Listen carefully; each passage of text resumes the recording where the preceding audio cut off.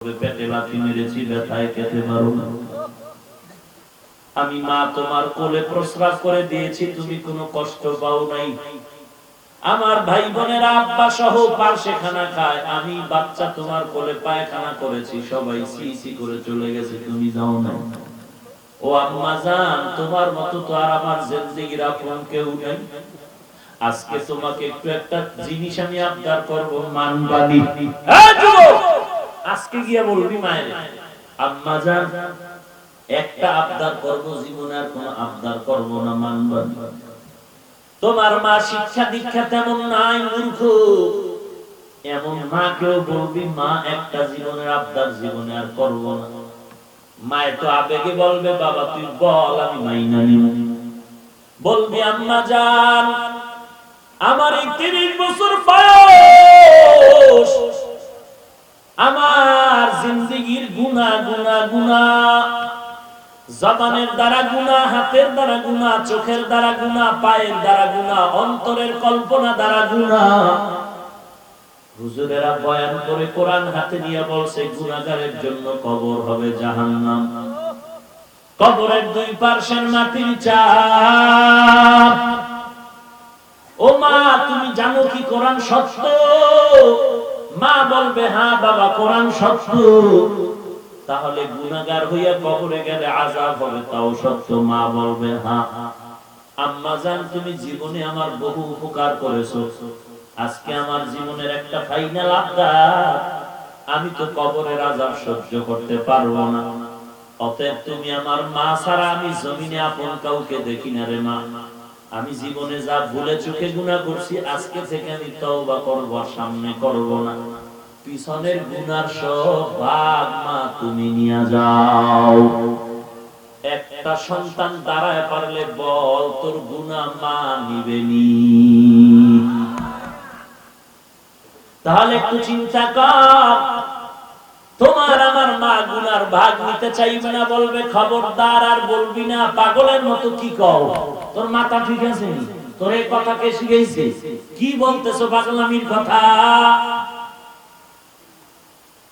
তবে দুনিয়াতে আমার মা বোন, সেও আমার গুনার ভাগ নিতে চায় না।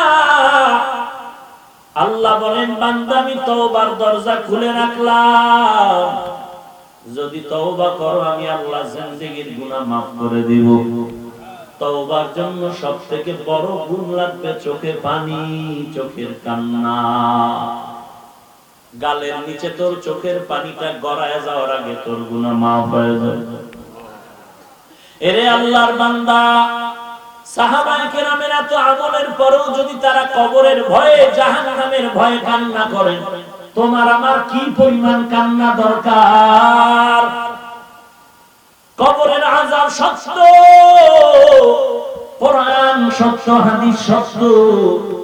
গুনাহগার হয়ে কবরে গেলে তোমার শাস্তি হবে, এটাও সত্য। বিশ্বাস করো না? আল্লাহ তাআলা এই জন্য মাঝে মাঝে কবরের মধ্যে আযাব দেখায় দেয়। কত জায়গার খবর আমরা জানি। কবরে একটা বেনামাজিরে দাফন করার পরে কবরের পাশে গরুর গোয়াল ঘর ছিল। রাতের বেলা গরু দড়ি ছিঁড়িয়া পালায় গেল। কবরের পাশে কুত্তা সারাটা রাত ঘেউ ঘেউ করে কান্না করে। নবীর হাদিস বলতেছে, কবরে আযাব হয়, গরু সমস্ত প্রাণীরা তাকায় দেখতে পায়, মানুষ আর জিন ব্যতীত। যে কারণে কবরের আযাব গরু দেখিয়া সহ্য করতে না পারিয়া রশি ছিঁড়িয়া পালায়। কুকুর কবরের আযাব দেখলে মাঝে মাঝে দেখবা, কুকুর কবরের দিয়ে তাকায় তাকায় ঘেউ ঘেউ করে কান্না করে। কবরের আযাব বড় মারাত্মক। কেউ যদি একটা বেতের বাড়ি দেয়, একটা কোন রকম মেনে নেওয়া যায়, ব্যথা পাই, দুইটা মারা যায় না। আর ওই কবরে গেলে, গুনাহ নিয়ে কবরে গেলে আযাব হবে। কোরআনের আয়াত, মিথ্যা ভাবার কোনো উপায় নাই। এরে যুবক, আল্লাহর গোলাম, মরণ থেকে পালানোর তো কোনো রাস্তা নাই। তুই মনে করছো আমার বয়স মাত্র 25, আরো 25 বছর না হওয়া পর্যন্ত আমি মরব না। এটা তোর মনের একটা ধান্দা, বাস্তবে কি এমন হবে নাকি? এরে আল্লাহর বান্দা, বন্ধু বান্ধব আড্ডা দিছো দোকানপাটে, রাস্তাঘাটে, পরের দিন রাতের বেলা তুই ঘুমায় গেলি, তোর বন্ধু তোর তার বাড়ি গেল। সকালবেলা শুনতেছো ঘুমের ঘরে তোর বন্ধু মরে গেছে। যুবক, একটু চোখ বন্ধ করে জিন্দেগির পিছনের দিকটায় তাকায় দেখ, খেলার মাঠে কত বন্ধু ছিল, কত বন্ধুদের নিয়ে ফুটবল খেলা খেলছো, রাস্তাঘাটে কত আড্ডা দিয়েছো। একটু নজর করে দেখ, তোর বন্ধু বান্ধবের মধ্যে অনেকেই নাই। লেখাপড়ার টেবিলে কত বন্ধু নিয়ে তুই আড্ডা করেছো রে যুবক। একটু চোখ বন্ধ করে তাকায় দেখ, তোর আপন আপন মনের বন্ধুদের মধ্যে অনেক বন্ধু আজকে চলে গেছি, তুই কেমন জানো একা একা হয়ে যাচ্ছ। এরে যুবক, তুই যে একা হইয়া তুই মনে করতেছো কিছু, ভাবতেছো কিনা যে আমার ডানের বন্ধু নাই, বামে নাই, একা একা মানে আমার কবরের ডাক আসতেছে, কবরে তো একাই থাকতে হবে। আল্লাহর কোরআন যদি তোর অন্তর বলে সত্য, সত্য তো বটে, কারণ এর একটা মিথ্যা প্রমাণ আজও পর্যন্ত কেউ বের করতে পারে না। কত বেঈমানেরা চেষ্টা করলো, কোরআনে একটা ভুল পাওয়া যায়নি। আল্লাহর কোরআনের আজও পর্যন্ত একটা অক্ষরেরও ভুল বের করতে কেউ পারে নাই। এরে নবীর উম্মতের দল, ওই অন্ধকার কবরে তোর যেতেই হবে। বৃষ্টি নাই, রৌদ্র নাই, রাত্র নাই, দিন নাই, নদী নাই, স্থল নাই, এমন কোন দিন নাই পত্রিকার পৃষ্ঠা খুললেই দেখবি মরণের খবর, অ্যাক্সিডেন্টের মরণের খবর, অমুক যুবক নাই। টাকা দিয়ে কি হবে, বাড়ি গাড়ি দিয়ে কি হবে, তোর যে আপন মা, দেখ ওই মা পর্যন্ত তোর খবর নিতে যায় না। যখন তুই মরে যাবি, তোর ভাই বোন মারা হালকা কান্না করে তাড়াতাড়ি লাশটা বাইরে ফালায় দিবে, ফালায় বলবে তাড়াতাড়ি বাইরের বাড়ি আশেপাশে সবাই খবর দে, ভয় লাগে। সকালবেলা সবাই যাবে, কেউ ইমামের খবর দিবে আমার সন্তান মারা গেছে, জানাজা পড়ায় দিবেন, কেউ বাঁশ কাটতে যাবে, কেউ কবর খনন করতে যাবে। আল্লাহ পাক বলেন, বান্দা জমিনটা তোর জন্য পরীক্ষার হল। আমি আল্লাহ 5টা জিনিসের মাধ্যমে তোরে পরীক্ষা করব। 1 নম্বরে ভয়ের মাধ্যমে। আমি আল্লাহ বেঈমানের দ্বারা তোরে ভয় দেখাবো যে তুই নামাজ পড়লে বিপদ, পীড়া পাবি, বেতন বন্ধ, চাকরি থাকবে না। তুই যদি চাকরি করো দাড়ি রাখতে পারবি না। আল্লাহ কয় দাড়ি রাখা লাগবে, নবী কয় দাড়ি রাখা লাগবে। এখন তোর ভয়ের পরীক্ষা। তুই এখন কি চাকরির লোভে ভরিয়া নবীরে কাঁদাবি, নাকি নবীর মহব্বতে চাকরি ছেড়ে দিবি, তোর পরীক্ষা।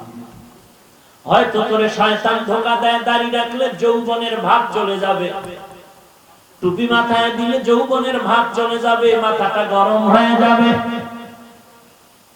তোরে যেই বন্ধুটাই প্রস্তাব দিছে যে টুপি পরিস না, মাথা গরম, তোর বন্ধু কিন্তু তাকায় দেখবি মাঝে মাঝে ক্যাপ মাথায় দেয়নি, দেয়নি।